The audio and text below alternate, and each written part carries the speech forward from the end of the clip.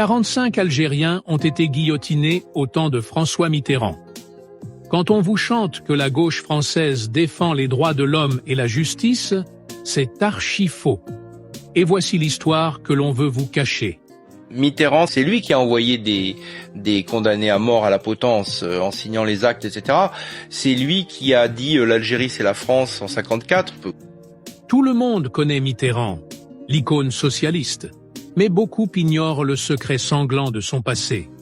Entre 1956 et 1957, durant la guerre d'Algérie, cet homme était ministre de la Justice.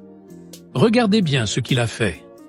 Pendant ses 500 jours au pouvoir, la justice française a exécuté pas moins de 45 nationalistes algériens, dont des figures héroïques comme Fernand Yvetot. À chaque fois que les dossiers de recours arrivaient sur son bureau, François Mitterrand apposait systématiquement un avis défavorable à la grâce présidentielle. Il envoyait de sang-froid des enfants de l'Algérie au couteau de la guillotine. Alors de grâce, qu'on ne vienne plus nous dire que cette gauche est humaine. Et c'est ici que l'hypocrisie devient révoltante. Ce même Mitterrand, une fois élu président de la France, abolit la peine de mort en 1981.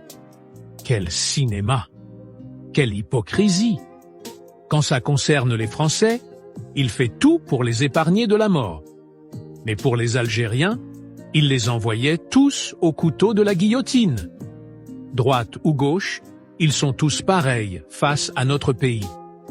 L'histoire n'oublie rien et les archives finissent toujours par parler. Un décryptage exclusif de notre page pour rétablir les vérités et arracher les masques des faux humanistes. Alors, face à ce double visage de François Mitterrand, pensez-vous qu'il existe une réelle différence entre la droite et la gauche française concernant l'Algérie ?